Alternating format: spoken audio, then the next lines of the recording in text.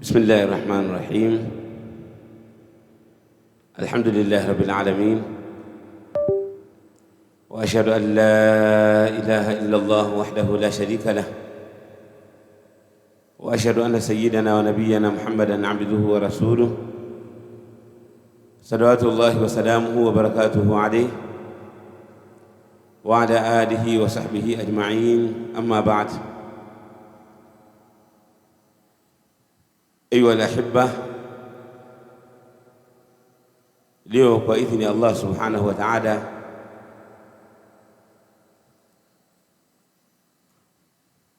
tutaanza kusoma sira ya Bwana Mtume sallallahu alayhi wasallam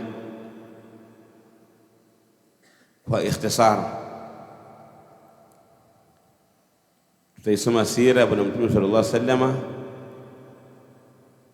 kwa ufupi, na hii itakuwa ni darasa ambayo itakuwa ndani ya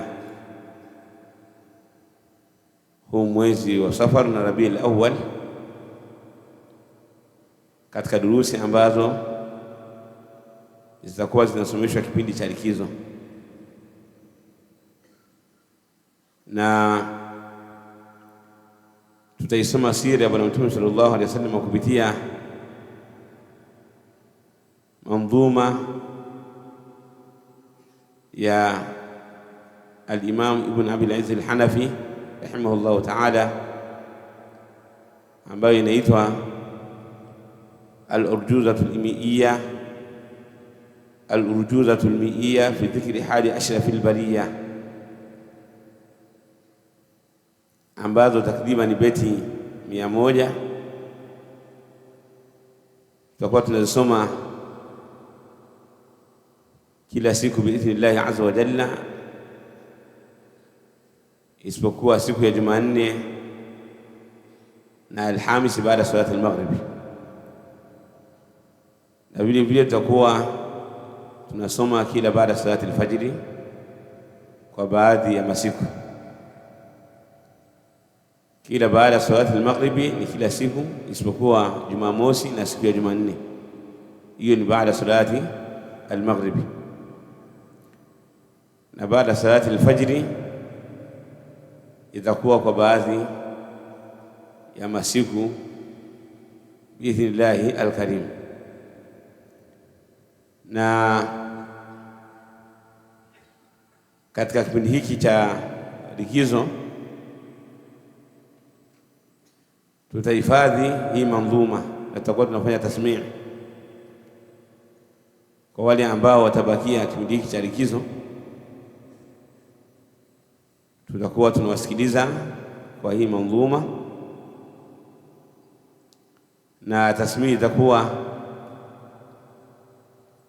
ni kila siku kabla ya kuanza darasa mpya.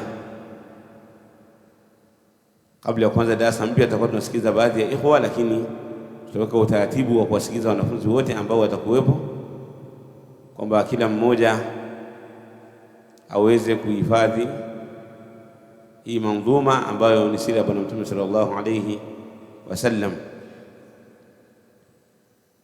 Lakini pia ikiwa hii sira itaisha haraka, na tunadhania hivyo, kama itakuwa imeisha ndani ya huu mwezi wa likizo ambao ni mwezi wa Rabiul Awwal, tutasoma manzumatul haiyya ya al-Imam Ibn Abi Daud. Itakapokuwa imeisha, tutasoma manzumatul lamia ya Sheikh al-Islam Ibn Taymiyyah. Kwa hiyo yote haya biidhnillahi al-karim yatatokea kipindi hiki cha likizo. Tunaomba Allah subhanahu wa ta'ala atufanyie wepesi katika hilo. Lakini pia katika hizi Jumapili za likizo inawezekana darsa Jumapili pekee yake. Hizi Jumapili za likizo inawezekana darsa ahyana ikaanza baada salati al-asr ila al-isha. Kubakia markaz haina maana kwamba mtu ubakie hali ya kuwa unazurura mara umeenda huku na kule, bali kubakia markaz ina maana unastafidi na zile darasa ambazo zinakuwa zinapatikana kipindi cha likizo hapa markaz. Nadhani nimeeleweka vizuri. Nini maana ya sira?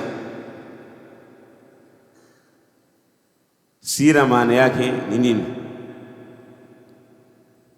Sira inapotajwa hukusudiwa maana nyingi, lakini kwa hapa tutahitaja sira kwa maana mbili, kisha tuitazame sira mafungamano yake na tarehe, yani kwa maana historia, na tuitazame pia sira mafungamano yake na hadithi za Bwana Mtume sallallahu alayhi wasallam. Sira inakuja kwa maana ya sunna, na sunna maana yake ni njia, at-tariqa. Kwa mfano huwa anaitumia neno hili kwa kusema kwamba sara bihim siratan hasana, sara bihim siratan hasana wa tariqatan ay tariqatan hasana, sara bihim siratan hasana wa tariqatan hasana.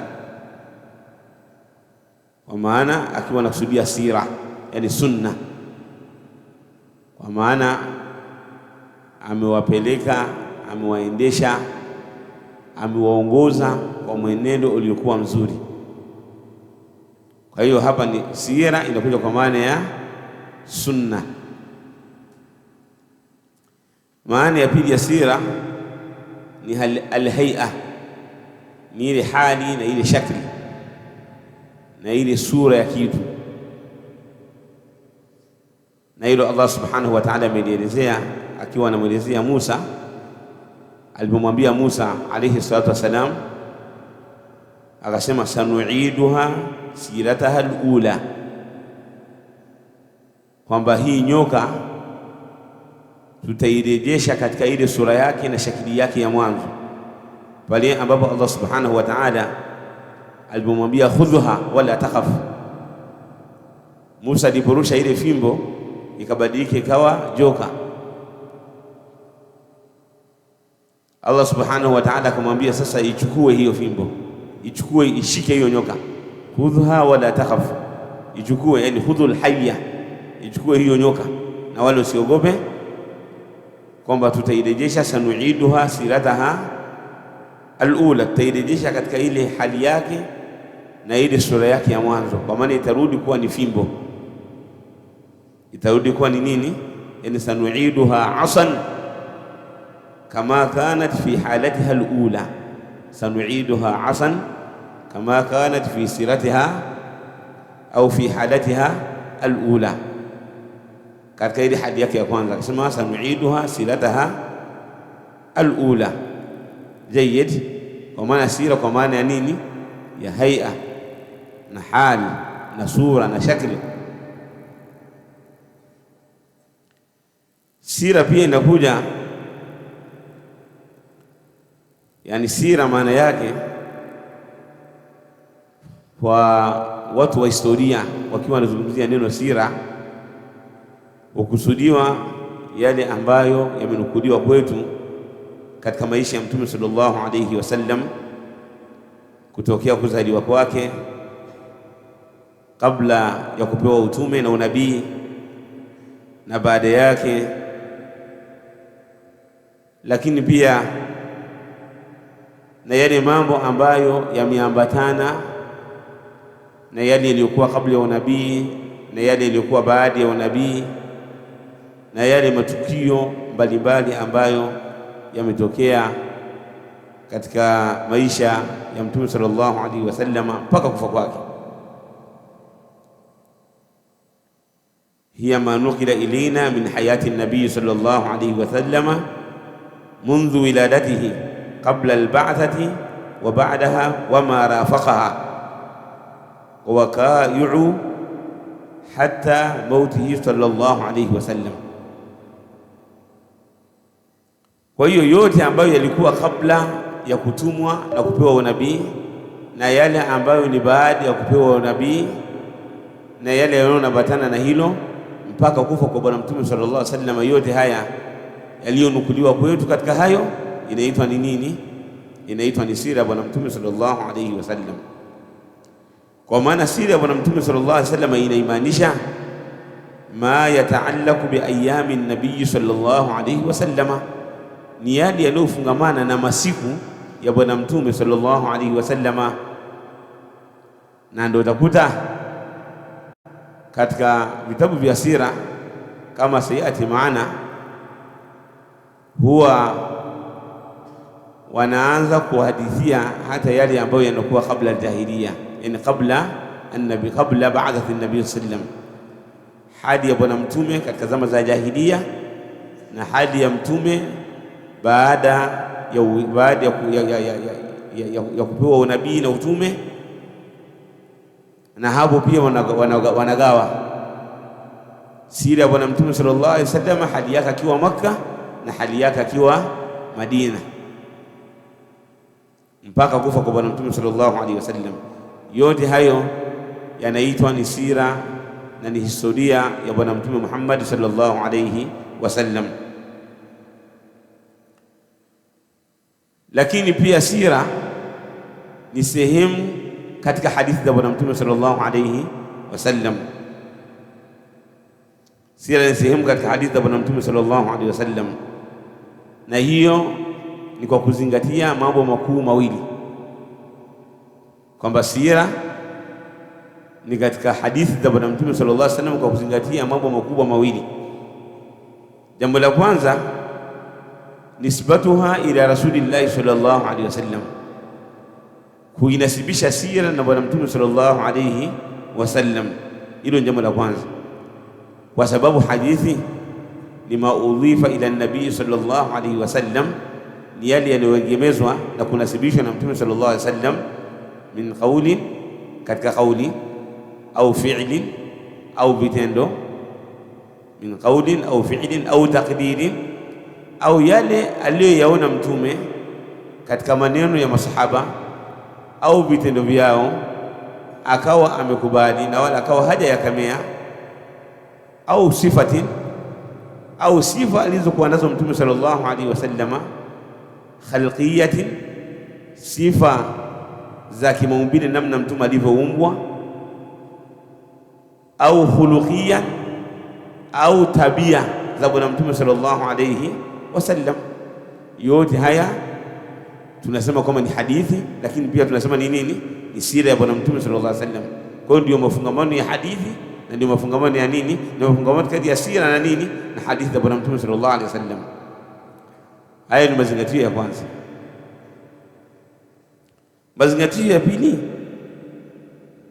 riwayatuha bil asanid, kwamba sira zinapokelewa kwa isnadi. Sira inapokelewa kwa isnadi mpaka Mtume sallallahu alaihi wasallama. Yani ukija ukimzungumzia Mtume sallallahu alaihi wasallama jayyid, utamzungumzia alayhi salatu wasalam kwa yale yaliyopokelewa kwa isnadi. Sasa ile isnadi itatazamwa kwamba je, imesihi au haijasihi. Kama imesihi, tutanasibisha jambo hilo na Bwana Mtume sallallahu alaihi wasallam. Kama haijasihi, hilo swala hatutonasibisha na Mtume alayhi salatu wasalam. Na hayo tutakuja kuyaona. Kuna mambo mengi ni mashuhuri, yani ni mashuhuri, yanasibishwa na Mtume sallallahu alaihi wasallam, lakini hayo mambo kwa kutazama isnad, usahihi wake na kutokuwa sahihi, haijasihi kwa Bwana Mtume sallallahu alaihi wasallam. Nitolee mfano kitu kimoja. Kwa mfano, iliyokuwa mashuhuri katika sira kama bwana Mtume sallallahu alaihi wasallam alimuoa mama Khadija, Mtume alikuwa na miaka mingapi? Alikuwa na miaka 25. Ahsantum. Na mama Khadija alikuwa na miaka mingapi? Mama Khadija alikuwa na miaka mingapi iliyokuwa mashuhuri?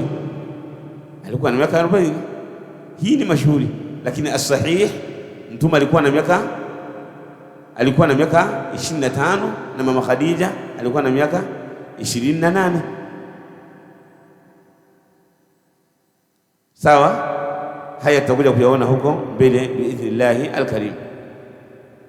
Kwa hiyo hayo ni mashuhuri. Kwa hiyo kwa jambo hili, kwa hizi itibari mbili, mazingatio haya mawili makubwa, sira inafungamana na hadithi, kwamba kwa kule kuegemezwa na bwana Mtume sallallahu alaihi wasallam na kwa kule kupokelewa na zile isnadi.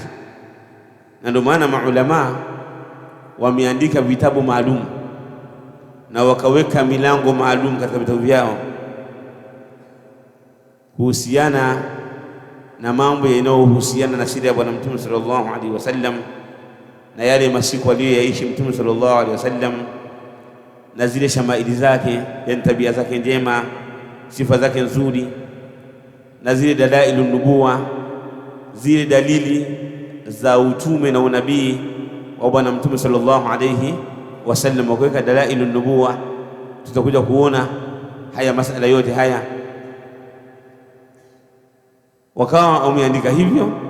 Kwa nini? Kwa sababu wametaja isnad na wakawa hayo mambo wameyaegemeza na bwana Mtume sallallahu alaihi wasallam. Lakini pia sira ni sehemu katika historia, kwa kuzingatia yale matukio, biitibari ahdathiha, kwa kuzingatia yale matukio yaliyotokea.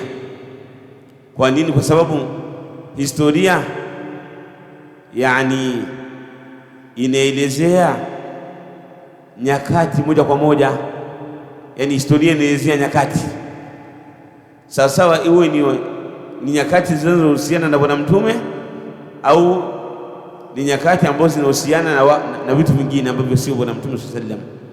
Utakuta historia inamwelezea Adam, Nuh alayhi salatu wasalam, Ibrahim, Musa, Isa na wengineo katika manabii, ashabul kahf. Jayyid, wote wanaelezea. Hiyo inaitwa nini? Hii inaitwa ni tarikh. Tarikh maana yake ni maarifatul madhi albashari. Maarifatul madhi albashari ni kujua yale yaliyopita yaliyofungamana na wanadamu. Tarikh maana yake ni nini ya ikhwa? Ni maarifatul madhi albashari. Tarikh ni kujua yale yaliyopita yanayofungamana na wanadamu. Hii inaitwa ni at-tarikh. Kwa hiyo siri ya bwana Mtume sallallahu alaihi wasallam inaingia katika nini? Katika tarikh. Tarikh ni aam, inaenea zaidi kuliko nini? Sira. Sira ni akhas. Sira inahusiana na bwana Mtume sallallahu alaihi wasallam. Tarikh inahusiana na bwana Mtume na inahusiana na watu wengine ambao sio bwana Mtume Muhammad sallallahu alaihi wasallam. Na ndio maana maulama wa tarikh walioandika katika historia, kama alivyoelezea al-Imam Ibn Khaldun rahimahullahu ta'ala, anasema kwamba kuhusiana na maudhui ya tarikh, historia inatazama ahwalul ashkhas, hali za watu mbalimbali, almadhiya, zile hali za watu zilizopita, min al-anbiya'i wal awliya, katika manabii, mawali, wal ulama na wanavyuoni, wal hukama na watu wa hikma, washuara na wale malenga wale mashairi, watu ambao walikuwa naiba mashairi, wa ila dhalika, wal muluk na wafalme na watawala, maraisi, wasalatin wa ghairihim na wengineo. Kwa maana tarehe na nini, historia inafanyaje? Ni aam, inaenea kila kitu. Lakini tukisema sira ni maalum kwa ajili ya nani? Ya bwana Mtume Muhammad sallallahu alaihi wasallam. Kwa hiyo neno sira tukilitaja tukasema asira ni kwa ajili ya bwana Mtume, Lakini tukisema sira tukamkusudia mtu mwingine, lazima tutaje kama labda sira ya Sayyidina Abu Bakar, sira ya Sayyidina Umar, sira ya Sayyidina Uthman, sira ya Sayyidina Ali, sira ya Sayyidina Al-Hasan, sira ya Sayyidina Muawiya, sira ya Sayyidina Al-Husayn, sira ya Sadatul Ashara, Sadatul Ashara al-Mubashirin bil Janna. Sawa shekhi wangu. Kwa hiyo masala kama hayo, lakini tusema nasoma sira inda al-itlaq, tunarudi moja kwa moja kwa siri ya Bwana Mtume Muhammad sallallahu alaihi wasallam. Tukimsudia mtu mwingine tunaiqayidi kwa jina lake, tunaidhibiti kwa jina lake. Kwa sira kuna namna fulani inaingia katika nini, katika tarehe. Waislamu wanapata faida katika sira kwa kujua, yani wanapata faida kwa kuijua tarehe, yani kwa kuijua historia na kwa kuijua siri ya Bwana Mtume sallallahu alaihi wasallam, kwa kutazama yale waliokuwa nayo waliopita. Yani kwa mfano mtu akakuuliza nini faida ya kuijua historia, labda kujua historia ya Abu Bakar, kujua historia ya Mtume, historia ya Abu Bakar Siddiq radhiyallahu ta'ala anhu, historia ya Umar, historia ya Uthman, historia ya Ali, historia ya masahaba, historia ya as-salihin, historia ya watu waovu waliopita. Nini faida yake? Utaijua historia ya wale waliopita katika khairi na khibra, ule ubunifu, ule umahidi wao katika mambo. Kwa hiyo yale mambo yaliyokuwa mazuri utayafanyia kazi, yale yaliyokuwa mazuri utayafanyia kazi, ili na wewe uweze kupata khairi ambayo walipata. Lakini ile shari iliyopatikana kwa wao, yale matatizo ambayo yaliwapata, pia utataka uyajue. Kwa nini? Ili utahadhari nayo. Kwa mfano ukisoma kwenye vita ya Badr, ilikuwa kuwaje kwenye vita ya Badr mpaka wao wakapata nusra? Zile njia walizozitumia utazitumia ili upate nusra. Ilikuwa kuwaje kwenye vita ya Uhud, walipata nusra lakini kuna hazima ilipatikana, masahaba wengi waliuawa. Sasa ilikuwa kuwaje wakauawa? Jayyid. Kwa hiyo na wewe unatafuta namna ufanye, yani ili yale matatizo yaliyotokea katika vita ya Uhud yasije yakajitokeza kwenye maisha yako. Kwa zile yale matatizo yaliyopatikana utahadhari nayo. Na hii ndiyo alaka, ndiyo mafungamano kati ya tarikh na almanhaj salafi, ile manhaji ya wema waliotangulia. Na hapo ndipo ambapo sisi Ahlus Sunna wal Jamaa, ndio maana tukawa tunawafuata wema waliotangulia. Kupitia nini? Miongoni mwa visababishi vilivyotufanya kwamba tuseme kwamba ni lazima kwa kila mmoja aujue Uislamu huu kupitia wema waliotangulia, miongoni mwa visababishi ni kusoma tarehe, kusoma historia.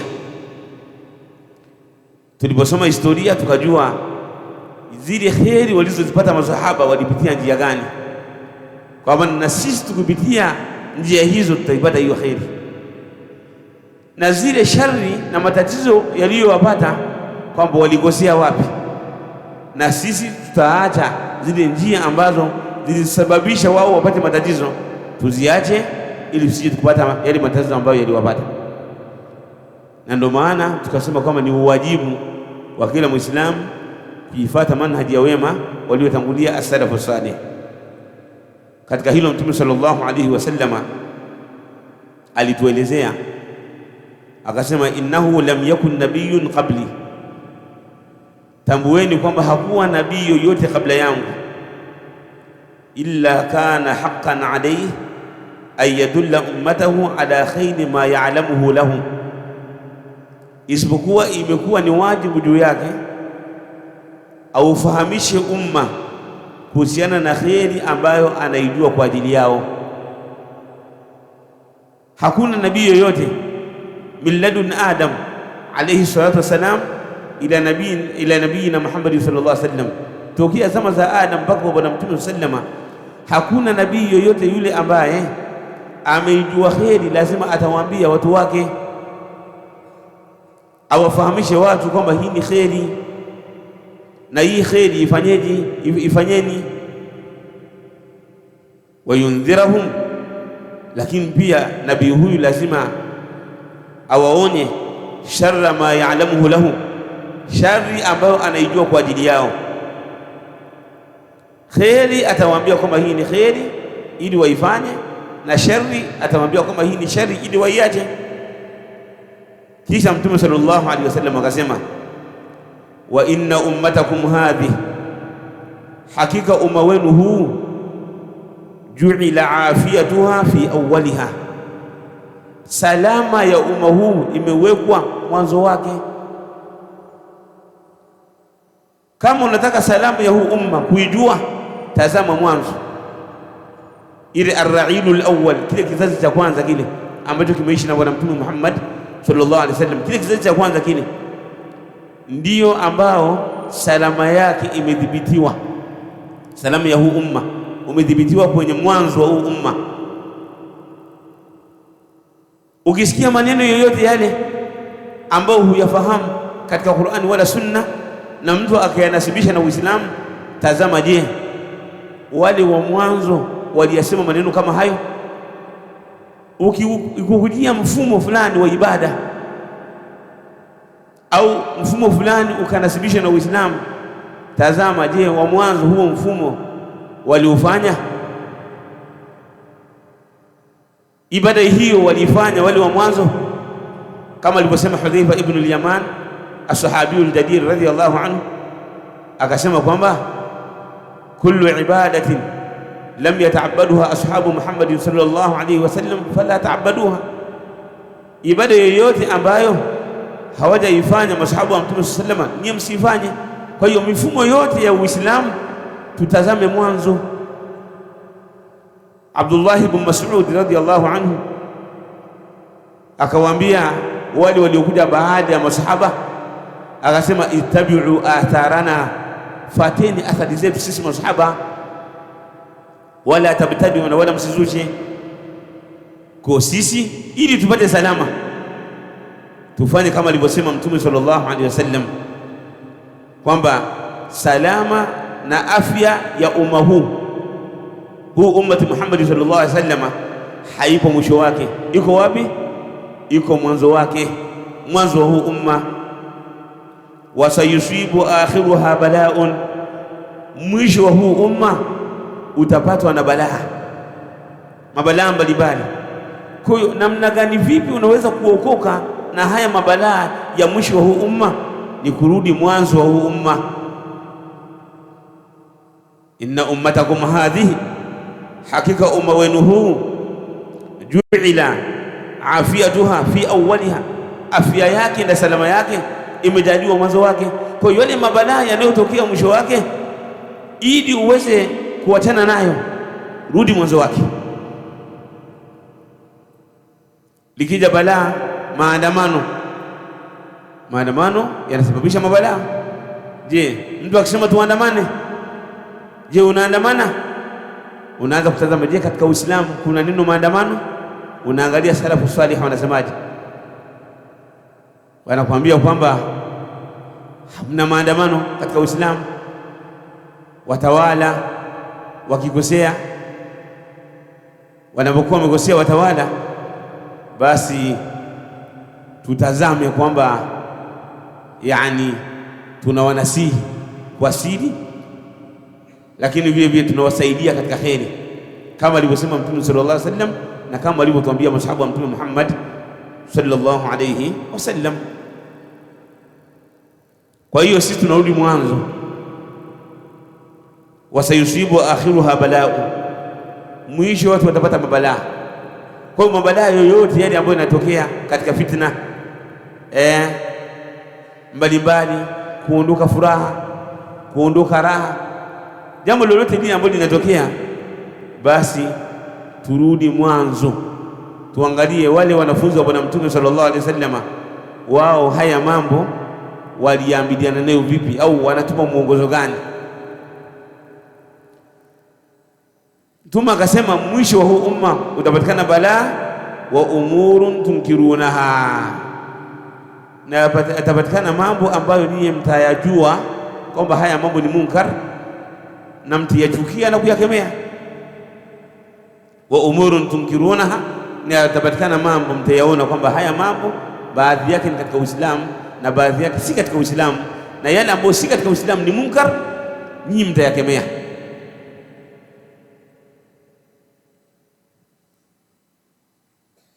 Anasema al-Imam Malik rahmatullahi ta'ala alayhi, la yasluhu akhiru hadhihi al-umma illa ma aslaha awwalaha, hautotengamaa mwisho wa huu umma isipokuwa kwa kufanya yale ambayo yametengamaza mwanzo wake. Sisi kama tunataka turejeshe khilafa, Hizbu Tahdidi wanatuambia kama turudi katika ile khilafa, tupambane mpaka turejeshe khilafa.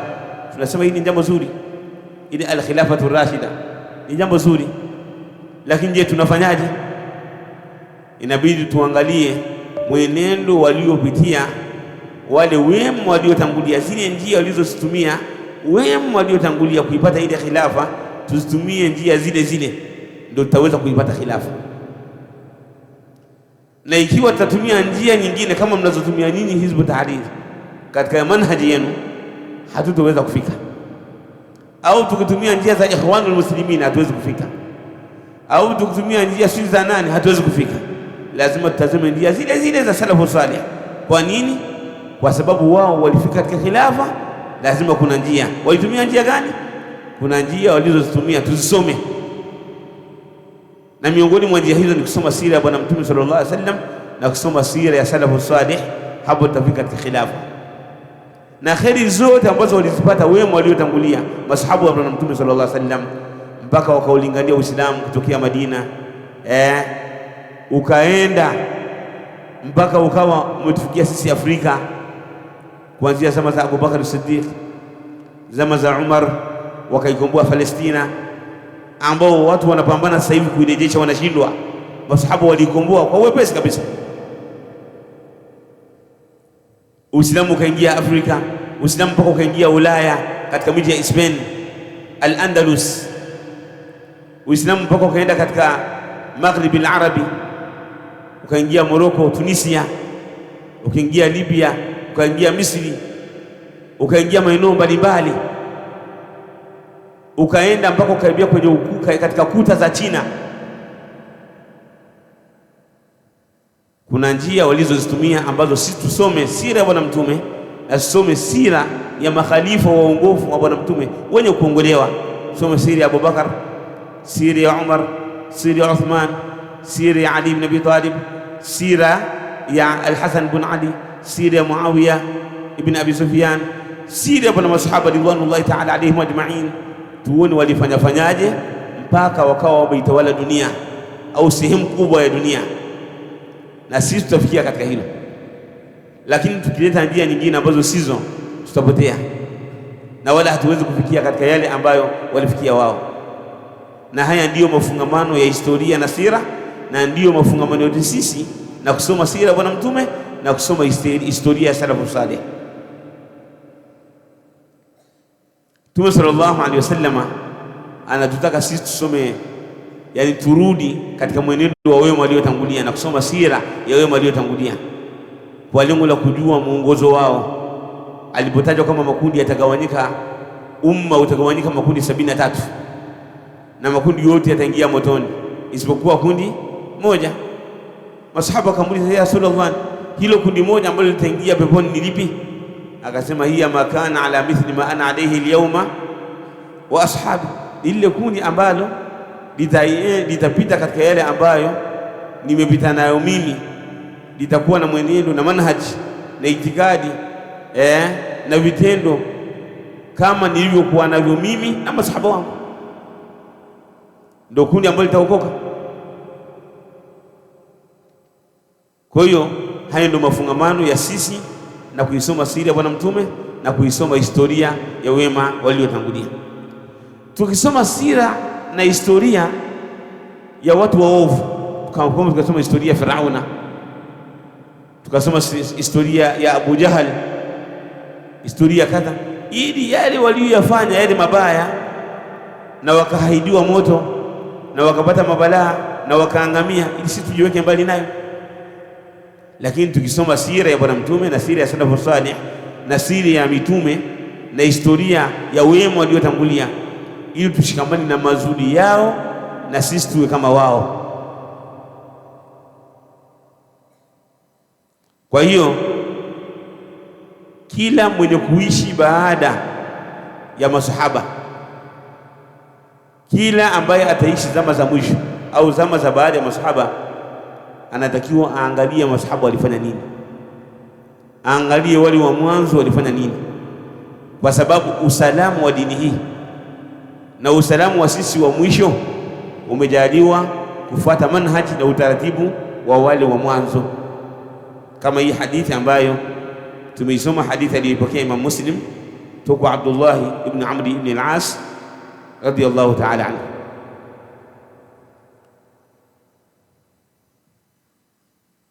Ni nini lengo la kuisoma sira Bwana Mtume sallallahu alaihi wasallam? Sira kama sira, nini lengo lake? Kuna malengo mbalimbali ya kuisoma sira ya Bwana Mtume Muhammad sallallahu alaihi wasallam. Insha Allah tabaraka wa taala, hii itakuwa ni darasa baada salati al-fajr biidhnillahi al-karim.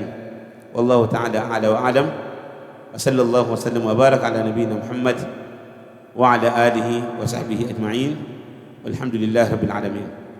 Pata faida mbalimbali kutoka Markaz Imam al-Muzani na nje ya Markaz Imam al-Muzani kupitia chaneli yako pendwa ya Al-Muzani Online TV.